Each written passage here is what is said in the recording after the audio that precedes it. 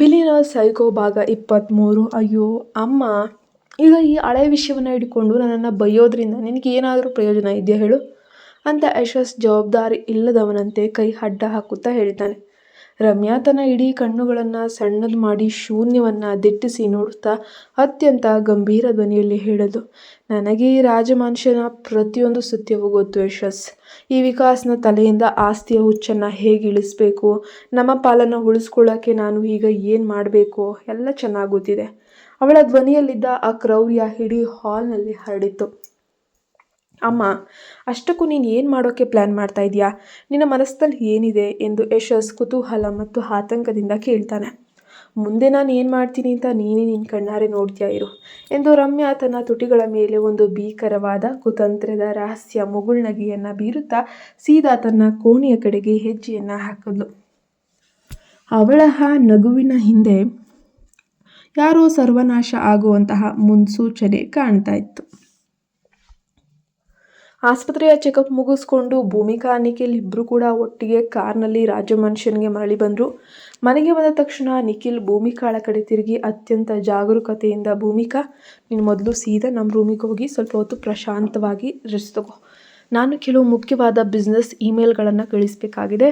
ಅದಕ್ಕಾಗಿ ಸದ್ಯಕ್ಕೆ ಸ್ಟಡಿ ರೂಮ್ನಲ್ಲಿರ್ತೀನಿ. ನಿನಗೆ ಒಳಗಡೆ ಏನಾದರೂ ಬೇಕನ್ಸಿದ್ರೆ ಸಣ್ಣ ತೊಂದರೆ ಆದರೂ ನನಗೆ ಧ್ವನಿ ಹಾಕಿ ಕರೆ ಮಾಡು. ನಿಖಿಲ್ನ ಸಡನ್ ಕಾಳಜಿಯನ್ನು ಕಂಡು ಭೂಮಿಕಾಳಿಗೆ ಒಳಗೊಳಗೆ ಖುಷಿ. ಅವಳು ಮುದ್ದಾಗಿ ತಲೆಯಾಡಿಸುತ್ತೆ, ಸರಿ ನಿಖಿಲ್, ನೀನು ಕೆಲಸ ಮುಗಿಸ್ಕೊಂಡು ಬಾ ಅಂತ ಮೆಲ್ಲನೆ ಮೆಟ್ಟಿಲತ್ತಿ ತನ್ನ ಕೋಣೆಗೆ ಹೋದ್ಲು.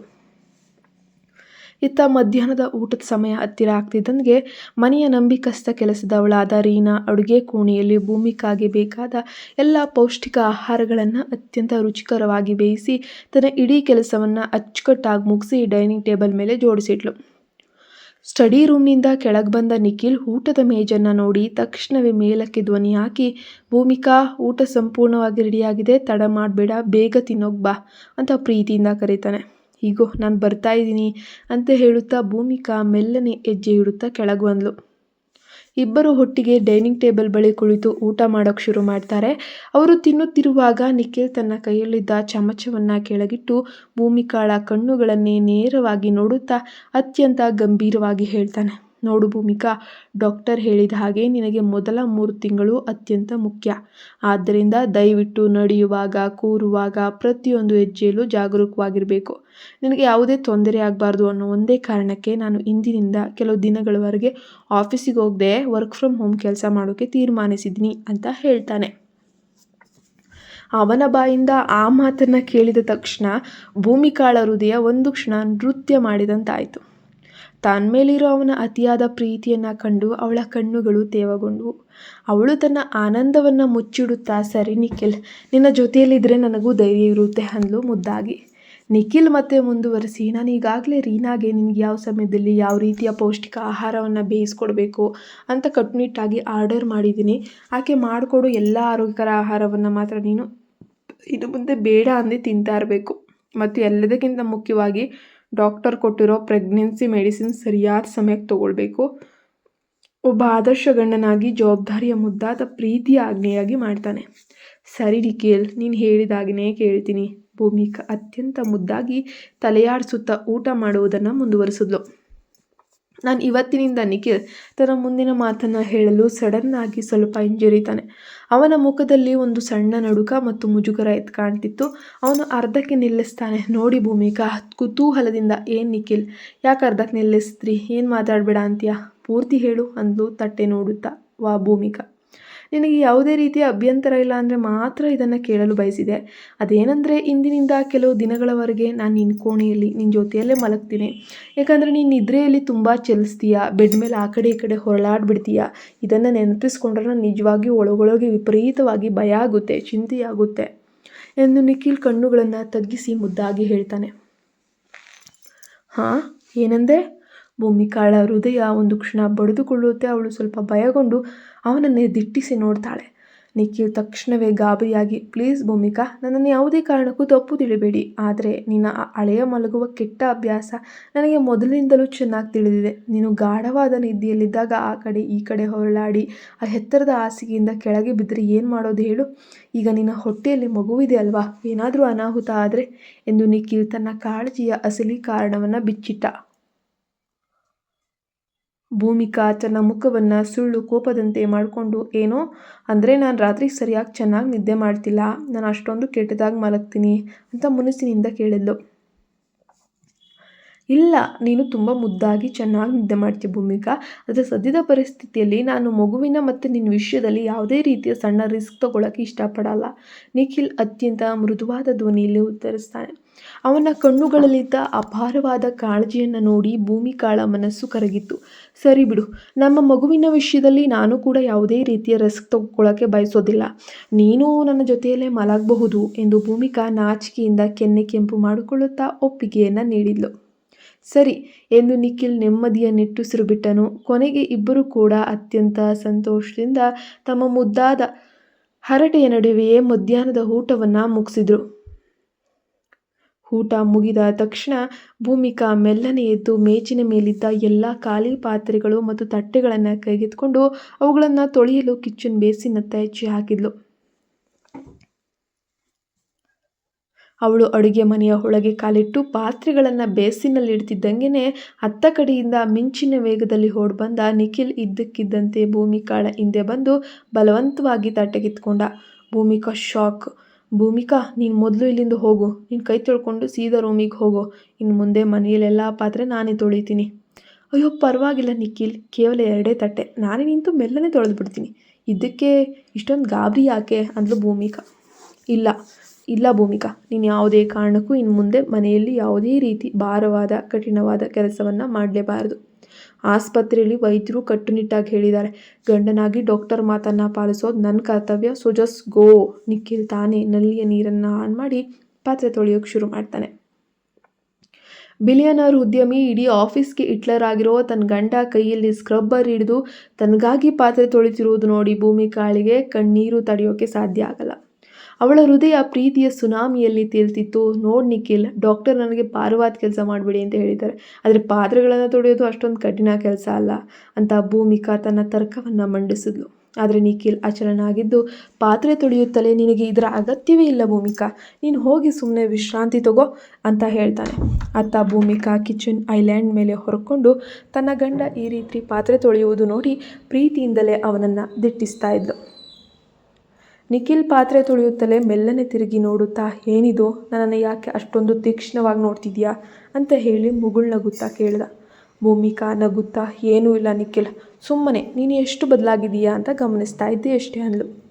ಓ ಹೌದಾ, ಅಂದರೆ ನಾನು ಈಗ ಹೇಗೆ ಬದಲಾಗಿದ್ದೀನಿ ಅಂತ ಕುತೂಹಲದಿಂದ ಕೇಳ್ತಾನೆ ನಿಖಿಲ್. ನೀನು ಮೊದಲಿನ ಥರ ಈಗ ಅಸಭ್ಯವಾಗಿ ಉದ್ಗಡತನದಿಂದ ವರ್ತಿಸ್ತಿಲ್ಲ. ಈಗ ನಿನ್ನ ಮಾತುಗಳಲ್ಲಿ ಒಂದು ಮೃದುತ್ವವಿದೆ. ಎಲ್ಲರೊಂದಿಗೂ ತುಂಬ ಗೌರವಯುತವಾಗಿ ಚೆನ್ನಾಗಿ ನಡ್ಕೊಳ್ತೀಯಾ. ಅದಕ್ಕಿಂತ ಮುಖ್ಯವಾಗಿ ಈಗ ನನ್ನನ್ನು ಇಷ್ಟೊಂದು ಪ್ರೀತಿಯಿಂದ ನೋಡ್ಕೊಳ್ತಿದ್ದೀಯಾ ಎಂದು ಭೂಮಿಕಾ ಅವನ ಕಣ್ಣುಗಳನ್ನು ನೋಡಿ ಮನಸ್ಸಾರೆ ಹೇಳಿದ್ಲು. ಅವಳ ಮಾತು ಕೇಳಿ ನಿಖಿಲ್ ಕಣ್ಣು ಮಿಟುಕಿಸುತ್ತಾ, ಅಲ್ಲ ಭೂಮಿಕಾ, ನಾನು ಯಾವಾಗಲೂ ಹೀಗೇ ಇದ್ದೆ, ನಿನಗೆ ಈಗ ಅರ್ಥವಾಗ್ತಾ ಇದೆ ಅಷ್ಟೇ ಅಂತ ತಮಾಷೆ ಮಾಡಿಬಿಟ್ಟ. ಆದರೆ ಭೂಮಿಕಾ ಬಿಡ್ತಾಳಾ? ಇಲ್ಲ ನಿಖಿಲ್, ನೀನು ಮೊದಲು ನಿಜವಾಗಿಯೂ ಭಯಂಕರವಾಗಿದ್ದೆ, ಯಾವುದಕ್ಕೂ ಕ್ಯಾರೆ ಬುಲಾರೆ ಅಂತಿರಲಿಲ್ಲ ಎಂದು ಕಣ್ಣು ಕುಕ್ಕಿದ್ಲು. ಏನು?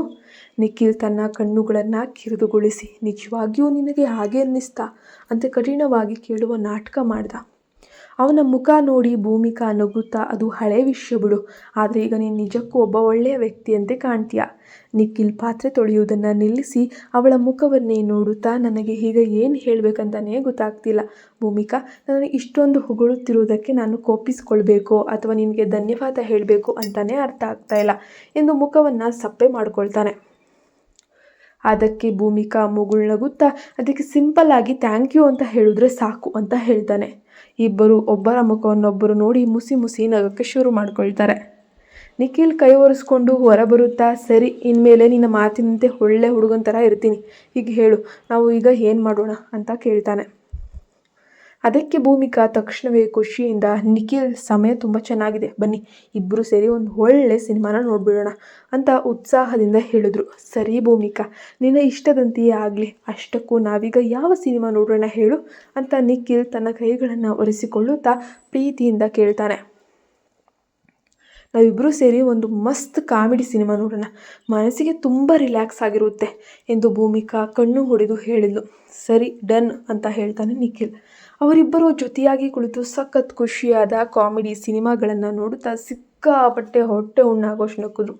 ಸಿನಿಮಾ ಮುಗಿದ ಮೇಲೆ ತಡರಾತ್ರಿಯವರೆಗೆ ಇಬ್ಬರೂ ಕೂಡ ತಮ್ಮ ಭವಿಷ್ಯದ ಬಗ್ಗೆ ಮುದ್ದಾಗಿ ಮಾತಾಡ್ತಾ ಆ ಸುಂದರ ಕ್ಷಣಗಳನ್ನು ಕಳೆಯುತ್ತಾ ಮೆಲ್ಲನೆ ನಿದ್ರೆಗೆ ಜಾರ್ತಾರೆ. ನಿಖಿಲ್ ಇಡೀ ರಾತ್ರಿ ಭೂಮಿಕಾಳಿಗೆ ಯಾವುದೇ ತೊಂದರೆ ಆಗದಂತೆ ಜಾಗರೂಕತೆಯಿಂದ ಅವಳ ಪಕ್ಕದಲ್ಲೇ ಕಾವಲು ಕಾಯ್ತಾನೆ.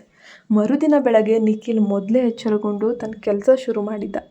ಭೂಮಿಕಾ ಕಣ್ಣುಜ್ಜುತ್ತಾ ಎದ್ದೇಳ್ತಾಳೆ. ಅವಳ ಕಣ್ಣು ತೆರೆದು ನೋಡಿದಾಗ ನಿಖಿಲ್ ಹಾಸಿಗೆ ಮೇಲೆ ಪಕ್ಕದಲ್ಲೇ ಕುಳಿತು ಅತ್ಯಂತ ಗಂಭೀರವಾಗಿ ಆಫೀಸ್ ಲ್ಯಾಪ್ಟಾಪ್ನಲ್ಲಿ ತಲ್ಲೀನಲಾಗಿ ಕೆಲಸ ಮಾಡ್ತಿದ್ದ. ನೋಡ್ತಿದ್ದಂಗೆ ನೆನ್ನೆ ವಿಷಯ ನೆನಪಾಯಿತು. ಅವಳು ಮೆಲ್ಲನೆ ಎದ್ದು ಕುಳಿತು ಮುದ್ದಾದ ಮುಖದೊಂದಿಗೆ, ನಿಖಿಲ್, ನೆನ್ನೆ ರಾತ್ರಿ ನಿದ್ದೆಯಲ್ಲಿ ನಾನು ತುಂಬ ಆ ಕಡೆ ಈ ಕಡೆ ಹೊರಳಾಡಿ ಜಾಗ ಬದಲಾಯಿಸಿ ನಿನಗೆ ತೊಂದರೆ ಕೊಟ್ನಾ ಅಂತ ಕೇಳಿದ್ಲು. ಲ್ಯಾಪ್ಟಾಪ್ನಿಂದ ಕಣ್ಣು ತೆಗೆದು ಭೂಮಿಕಾಳನ್ನೆದ್ದಿಟ್ಟಿಸಿದ ನಿಖಿಲ್ ಮೆಲ್ಲನೆ ನಗುತ್ತಾ, ಅಬ್ಬಾ ಭೂಮಿಕಾ, ಬೆಳಗ್ಗೆ ಎದ್ದ ತಕ್ಷಣ ನೀನು ಕೇಳುವ ಮೊದಲ ಪ್ರಶ್ನೆ ಇದೇನಾ ಅಂತ ಹೇಳ್ತಾನೆ. ಅದಲ್ಲ ನಿಖಿಲ್, ನೀನು ರಾತ್ರಿ ನನ್ನ ಸಲುವಾಗಿ ಸರಿಯಾಗಿ ನಿದ್ದೆಯೇ ಮಾಡಿಲ್ಲ ಅನಿಸುತ್ತೆ ಅಲ್ವಾ ಎಂದು ಭೂಮಿಕಾ ವಿಪರೀತ ಕಾಳಜಿಯಿಂದ ಕೇಳಿದ್ಲು. ಅಯ್ಯೋ ಪೆದ್ದಿ, ಹೌದು, ನಾನು ತುಂಬ ಚೆನ್ನಾಗಿ ಪ್ರಶಾಂತವಾಗಿ ನಿದ್ದೆ ಮಾಡಿದ್ದೀನಿ. ಈಗ ನಿನ್ನ ಈ ಸಾಲು ಪ್ರಶ್ನೆಗಳ ಸರಣಿಯನ್ನು ದಯವಿಟ್ಟು ನಿಲ್ಲಿಸ್ಬಿಡು. ಮೊದಲು ಹಾಸಿಗೆಯಿಂದ ಎದ್ದು ಫ್ರೆಶ್ ಅಪ್ ಆಗಿ ಬಂದು ಬಿಸಿಯಾಗಿ ತಿಂಡಿ ತಿನ್ನು, ತಿಳಿತಾ ಅಂತ ನಿಖಿಲ್ ಆರ್ಡರ್ ಮಾಡ್ತಾನೆ.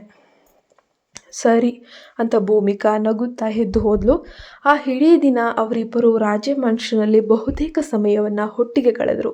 ನಿಖಿಲ್ ಕಂಪ್ಲೀಟ್ ಆಗಿ ಮನೆಯಿಂದಲೇ ಆಫೀಸ್ ಕೆಲಸವನ್ನು ಮಾಡುತ್ತಾ ಭೂಮಿಕಾಳ ಪ್ರತಿಯೊಂದು ಸಣ್ಣ ಅಗತ್ಯವನ್ನು ಹತ್ತಿರ ನಿಂತು ನೋಡ್ಕೊಳ್ತಿದ್ದ. ಆದರೆ ಮಧ್ಯಾಹ್ನದ ನಂತರ ಒಂದು ಅತ್ಯಂತ ಪ್ರಮುಖವಾದ ಬಿಸ್ನೆಸ್ ಡೀಲ್ ಮತ್ತು ತುರ್ತು ಮೀಟಿಂಗ್ ನಿಮಿತ್ತ ನಿಖಿಲ್ ಅನಿವಾರ್ಯವಾಗಿ ಆಫೀಸ್ ಕೆಲಸದ ಮೇಲೆ ಹೊರಗೋಗಬೇಕಾಗಿ ಬರುತ್ತೆ. ಆ ಕೆಲಸ ಮುಗಿಸ್ಕೊಂಡು ತಡರಾತ್ರಿಯಾಗುವ ಲಕ್ಷಣ ಕಾಣ್ತಿತ್ತು. ಅದಕ್ಕಾಗಿ ಆತ ಹೋಗುವ ಮುನ್ನ ಮನೆಯ ಕೆಲಸದವಳಾದ ರೀನಾಳಿಗೆ, ನಾನು ರಾತ್ರಿ ವಾಪಸ್ ಬರುವವರೆಗೂ ನೀನು ಇಲ್ಲೇ ಕಾಯ್ತಿರಬೇಕು, ಭೂಮಿಕಾಳನ್ನು ಒಬ್ಬಳೇ ಬಿಡಬಾರ್ದು ಅಂತ ಜವಾಬ್ದಾರಿ ವಹಿಸ್ಕೊಡ್ತಾನೆ. ಆತ ಭೂಮಿಕಾಳ ಮನಸ್ಸಿನಲ್ಲಿ ಬೇರೆದೇ ಒಂದು ಭೀಕರವಾದ ರೋಮಾಂಚನಕಾರಿ ಪ್ಲ್ಯಾನ್ ಓಡ್ತಾ ಇತ್ತು. ನಾಳೆ ನಮ್ಮ ಆಫೀಸ್ ಹಿಟ್ಲರ್ ನಿಖಿಲ್ನ ಹುಟ್ಟುಹಬ್ಬ. ಹಾಗಾಗಿ ಭೂಮಿಕಾ ಆತನಿಗೆ ಜನ್ಮದಲ್ಲೇ ಮರೆಯಲಾಗದಂತಹ ಒಂದು ಭವ್ಯವಾದ ಸರ್ಪ್ರೈಸ್ ಬರ್ತ್ಡೇ ಪಾರ್ಟಿಯನ್ನು ಕೊಟ್ಟು ಅಂದೇ ಶುಭ ಗಳಿಗೆಯಲ್ಲಿ ತಾನು ಅವನನ್ನು ಪ್ರಾಣಕ್ಕಿಂತ ಹೆಚ್ಚಾಗಿ ಪ್ರೀತಿಸುವ ಅಸಲಿ ಸತ್ಯವನ್ನು ಹೇಳಬೇಕು ಅಂತ. ನಿಖಿಲ್ ಹೋದ ತಕ್ಷಣ ಅವಳು ರೀನಾಳ ಸಹಾಯ ಪಡೆದು ಇಡೀ ಮನೆಯೊಳಗೆ ಸಖತ್ ಪ್ರಿಪ್ರೇಷನನ್ನು ನಡೆಸ್ತಿದ್ದಾಳೆ. ತಾನೇ ನಿಂತು ನಿಖಿಲ್ಗೆ ಇಷ್ಟವಾಗುವ ಒಂದು ಸ್ಪೆಷಲ್ ಲವ್ ಕೇಕನ್ನು ಅತ್ಯಂತ ಪ್ರೀತಿಯಿಂದ ಬೇಕ್ ಮಾಡಿದ್ಲು. ಅಷ್ಟೇ ಅಲ್ಲ, ಅವಳು ಮಲಗುವ ಸುಂದರ ಕೋಣೆಯನ್ನು ಒಂದು ಮೇಣದ ಬತ್ತಿಗಳು, ರೊಮ್ಯಾಂಟಿಕ್ ಬಲೂನ್ಗಳು, ಕೆಂಪು ಗುಲಾಬಿ ಹೂಗಳಂತೆ ಸ್ವರ್ಗದಂತೆ ಅಲಂಕರಿಸಿದ್ಲು. ಎಲ್ಲ ಸಿದ್ಧತೆಗಳು ಮುಗಿದ ನಂತರ ತನ್ನ ಪ್ಲ್ಯಾನ್ ಪ್ರಕಾರ ಅವಳು ರೀನಾಳನ್ನು ಪ್ರೀತಿಯಿಂದ ಇವತ್ತಿಗೆ ಮನೆಗೆ ಹೊರಡಿಸಿದ್ಲು. ರೂಮ್ನಲ್ಲಿ ಎಲ್ಲವನ್ನ ಪರ್ಫೆಕ್ಟಾಗಿ ಸೆಟ್ ಮಾಡಿದ ಭೂಮಿಕಾ ತಕ್ಷಣ ನಿಖಿಲ್ನ ಪರ್ಸ್ನಲ್ ಸೆಕ್ರೆಟರಿಗೆ ಫೋನ್ ಮಾಡಿ ಆತನ ಅಪ್ಡೇಟನ್ನು ಕೇಳಿದ್ಲು. ಅತ್ತ ಕಡೆಯಿಂದ ಸೆಕ್ರೆಟರಿ, ಮೇಡಮ್ ಸರ್ ಇನ್ನೂ ಕೂಡ ಕ್ಲೈಂಟ್ ಜೊತೆ ಇಂಪಾರ್ಟೆಂಟ್ ಮೀಟಿಂಗ್ನಲ್ಲಿದ್ದಾರೆ, ಆ ಮೀಟಿಂಗ್ ಮುಗಿಲು ಇನ್ನೂ ಸ್ವಲ್ಪ ತಗಲುತ್ತೆ ಮೇಡಮ್ ಸಮಯ ಅಂತ ಹೇಳಿದರು. ಭೂಮಿಕಾ ಗಡಿಯಾರ ನೋಡಿದ್ಲು. ಆಗಲೇ ರಾತ್ರಿ 9 ಗಂಟೆ. ನಿಖಿಲ್ ಏನಾದರೂ ರಾತ್ರಿ 12 ಗಂಟೆ ಒಳಗೆ ಮನೆಗೆ ಬಂದುಬಿಟ್ರೆ ಆತನ ಹುಟ್ಟು ಹಬ್ಬದ ವಿಶೇಷ ಕ್ಷಣವನ್ನು 12 ಗಂಟೆಯೊಳಗೆ ಆಚರಿಸಿಸ್ಬಿಡ್ಬೋದು ಅಂತ ಹೇಳಿ ಲೆಕ್ಕ ಹಾಕಿದ್ಲು. ಈಗ ಸಮಯ ಹತ್ತಿರವಾಗ್ತಿರೋದ್ರಿಂದ ತಾನು ಕೂಡ ನಿಖಿಲ್ಗೆ ಇಷ್ಟವಾಗುವಂತೆ ಅತ್ಯಂತ ಸುಂದರವಾಗಿ ಸಿದ್ಧವಾಗಬೇಕು ಅಂತ ಹೇಳಿಬಿಟ್ಟು ಭೂಮಿಕಾಗೂ ಅನ್ನಿಸ್ತು. ಒಡವೆ ಅವಳು ಮುಗುಳ್ನಗುತ್ತಾ ತನ್ನ ವಾರ್ಡ್ರೋಬ್ನಿಂದ ಒಂದಷ್ಟು ಪ್ರಾಡಕ್ಟ್ನೆಲ್ಲ ತೆಗೆದ್ಲು. ಬ್ಯೂಟಿಫುಲ್ ಡ್ರೆಸ್ನ ತಗೊಂಡ್ಲು. ಮೈಂಡ್ಫುಲ್ ರೊಮ್ಯಾಂಟಿಕ್ ಮೂಡ್ನಲ್ಲಿ ಸ್ನಾನ ಮಾಡಲು ಬಾತ್ರೂಮ್ ಒಳಗೆ ಹೆಜ್ಜೆ ಹಾಕಿದ್ಲು. ಸ್ನಾನ ಮುಗಿಸಿ ಹೊರಬಂದ ಭೂಮಿಕಾ ನಿಖಿಲ್ಗೆ ಇಷ್ಟವಾಗುವ ಆ ಸುಂದರವಾದಂತಹ ಉದ್ದನೆಯ ಬಿಳಿ ನಿಲುವಂಗಿಯನ್ನು ಧರಿಸಿದ್ಲು. ದೇವತೆಯಂತೆ ಕಂಗೊಳಿಸ್ತಿದ್ದಂತಹ ಅವಳು ಮೆಲ್ಲನೆ ತನ್ನ ಡ್ರೆಸ್ಸಿಂಗ್ ಟೇಬಲ್ ಮುಂದೆ ಬಂದು ಕುಳಿತಳು. ಅವಳು ಅತ್ಯಂತ ಸಂತೋಷದಿಂದ ತನ್ನ ರೇಷ್ಮೆಯಂತಹ ಕೂದಲನ್ನು ಬಾಚಿಕೊಳ್ತಿರುವಾಗ ಇದ್ದಕ್ಕಿದ್ದಂತೆ ಇಡೀ ರಾಜ ಮ್ಯಾನ್ಷನ್ ತುಂಬ ಬಾಗಿಲಿನ ಗಂಟೆ ಜೋರಾಗಿ ಬಾರಿಸ್ತು. ಅರೆ, ನಿಖಿಲ್ ವಾಪಸ್ ಬಂದುಬಿಟ್ನಾ? ಆತ ಇವತ್ತು ಮನೆಗೆ ಬರಲು ತುಂಬ ತಡವಾಗ್ತದೆ ಅಂತ ಹೇಳಿದ್ನಲ್ವಾ? ಸಾಲದಕ್ಕೆ ನಾನು ಅದನ್ನು ಕಾರ್ಯದರ್ಶಿ ಕರೆ ಮಾಡಿದ್ನಲ್ವಾ? ಅಷ್ಟರಲ್ಲೇ ಮೀಟಿಂಗ್ ಮುಗಿಸಿ ಬಂದನಾ ಅಂತ ಭೂಮಿಕಾ ಆಶ್ಚರ್ಯಗೊಂಡು, ಆದರೆ ಬಾಗಿಲಲ್ಲಿ ನಿಂತ ವ್ಯಕ್ತಿ ಸತತವಾಗಿ ಬೆಲ್ ಮಾಡ್ತಾ ಇದ್ದಾನೆ ಹೊರತು ನಿಖಿಲ್ ಎಂದೂ ಗಂಟೆ ಬಾರಿಸ್ತಾ ಇರಲಿಲ್ಲ. ತಕ್ಷಣವೇ ಭೂಮಿಕಾ ಕುತೂಹಲದಿಂದ ಆತುರದಿಂದ ಓಡ್ ಹೋಗಿ ಮುಖ್ಯ ಬಾಗಿಲನ್ನು ತೆರೆದಳು. ಎದುರಿಗೆ ನಿಂತಿದ್ದ ವ್ಯಕ್ತಿಯನ್ನು ಕಂಡು ಅವಳ ಇಡೀ ಮುಖದ ಬಣ್ಣವೇ ಬದಲಾಯಿತು. ಕಣ್ಣುಗಳಲ್ಲಿ ಕ್ರೌರ್ಯ ತುಂಬಿಕೊಂಡಿದ್ದ ರಮ್ಯಾ ಅತ್ತ ಸಿಟಿಯ ಪ್ರಮುಖ ಬಿಸ್ನೆಸ್ ಮೀಟಿಂಗ್ ಮುಗಿಸಿ ಕಾರ್ನತ್ತ ಹೆಜ್ಜೆ ಹಾಕ್ತಿದ್ದ ನಿಖಿಲ್ನ ಪರ್ಸ್ನಲ್ ಮೊಬೈಲ್ ಫೋನ್ ಇದ್ದಕ್ಕಿದ್ದಂತೆ ಜೋರಾಗಿ ರಿಂಗ್ ಆಯಿತು. ಡಿಸ್ಪ್ಲೇಯಲ್ಲಿ ಆರ್ಯನ್ ಹೆಸರು ರಾರಾಜಿಸ್ತಿದೆ. ನಿಖಿಲ್ ಫೋನ್ ರಿಸೀವ್ ಮಾಡಿ, ಹಲೋ ಆರ್ಯನ್, ದಯವಿಟ್ಟು ಈಗ ಬೇರೆ ವಿಷಯ ಮಾತಾಡಬೇಡಿ, ನನಗೆ ಈಗಾಗಲೇ ತುಂಬ ತಡವಾಗಿದೆ, ಗಡಿಬಿಡಿಯಲ್ಲಿ ಅಂತ ಹೇಳ್ತಾನೆ. ನಿಖಿಲ್, ಮೊದಲು ನನ್ನ ಮಾತು ಕೇಳು, ನೀನೀಗ ಎಲ್ಲಿದೆಯಾ ಅಂತ ಆರ್ಯನ್ ಅತ್ಯಂತ ಆತಂಕದ ಧ್ವನಿಯಲ್ಲಿ ಕೇಳ್ತಾನೆ. ನಾನು ಇಷ್ಟು ತನಕ ಕ್ಲೈಂಟ್ಸ್ ಜೊತೆ ಇಂಪಾರ್ಟೆಂಟ್ ಮೀಟಿಂಗ್ನಲ್ಲಿದ್ದೆ, ಈಗಷ್ಟೇ ಮುಗೀತು, ಸೀದಾ ಮನೆಗೆ ಹೋಗ್ತಿದ್ದೀನಿ. ದೇವ್ರೇ ನಿಖಿಲ್, ಒಂದು ಮಹಾ ಗಂಡಾಂತರ ಕಾದಿದೆ. ಸುಮಾರು 1 ಗಂಟೆ ಹಿಂದೆ ನಾನು ಆಸ್ಪತ್ರೆಯ ಕಾರಿಡಾರ್ನಲ್ಲಿ ಹೋಗುವಾಗ ರಮ್ಯಾ ಮೇಡಮ್ ಬೇರೆಯವರೊಂದಿಗೆ ಫೋನಲ್ಲಿ ಮಾತಾಡ್ತಿರೋದನ್ನು ಕೇಳಿಸ್ಕೊಂಡೆ. ಮೊದಲಿಗೆ ಅವಳು ಯಾರೋ 3ನೇ ವ್ಯಕ್ತಿಯ ಬಗ್ಗೆ ಮಾತಾಡ್ತಿದ್ದಾಳೆ ಅಂತ ನಾನು ಕೂಡ ಭಾವಿಸ್ದೆ.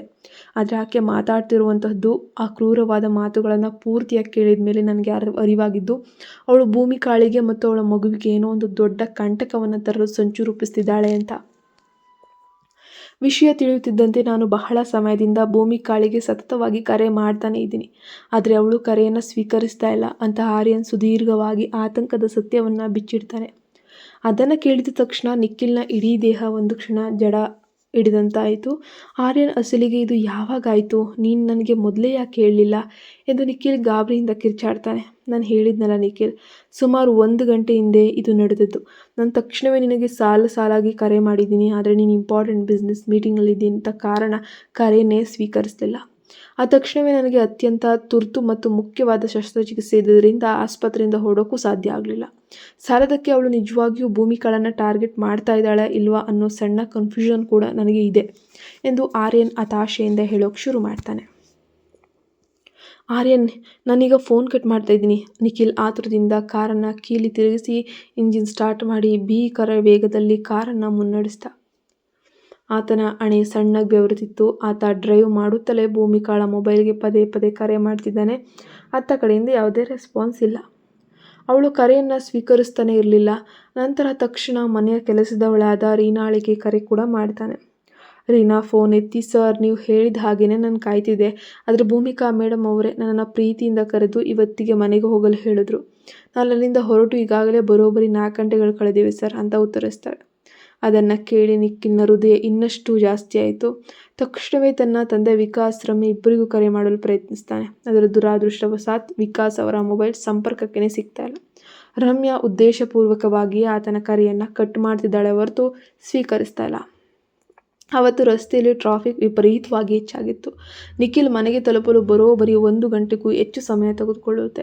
ಆತ ಕಾರ್ನ ಹಾರ್ನನ್ನು ಬಾರಿಸುತ್ತಾ ಟ್ರಾಫಿಕ್ನ ಸೀಳ್ಕೊಂಡು ಹೇಗೋ ಆತುರವಾಗಿ ರಾಜಮನ್ಷನ್ಗೆ ತಲುಪ್ತಾನೆ.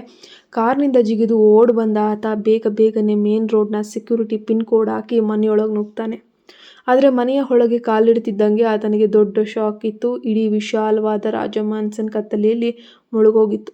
ಎಲ್ಲೆಡೆ ನಿಶಬ್ದ ಆವರಿಸಿತ್ತು. ನಿಖಿಲ್ ನಡುಗುವ ಕೈಗಳಿಂದಲೇ ಹಾಲ್ನಲ್ಲಿದ್ದ ಮಂದ ಬೆಳಕಿನ ಸ್ವಿಚ್ ಆನ್ ಮಾಡ್ತಾನೆ. ಆ ಬೆಳಕಿನಲ್ಲಿ ಆತನ ಕಣ್ಣಿಗೆ ಬಿದ್ದ ದೃಶ್ಯ ಮಾತ್ರ ಇಡೀ ಕಥೆಯನ್ನು ಬೆಚ್ಚಿ ಬೀಳಿಸುವಂತೆ ಇತ್ತು. ಏನಾಗ್ಬೋದು ನೋಡೋಣ. ಆ ಕತ್ತಲ ಕೋಣೆಯ ಭೀಕರ ಸತ್ಯ, ರಮ್ಯಾಳ ಕ್ರೂರ ಮುಖವಾಡ ಕಳಚುವ ಅತ್ಯಂತ ರೋಮಾಂಚನಕಾರಿ ವಿಶೇಷವಾದ ಸಂಚಿಕೆ ಕಾಯ್ತಾ ಇರಿ. ಕಮೆಂಟ್ ಮಾಡಿ, ಹಾಗೆ ಫಾಲೋ ಮಾಡ್ಕೊಳ್ಳಿ, ಸಬ್ಸ್ಕ್ರೈಬ್ ಮಾಡಿ.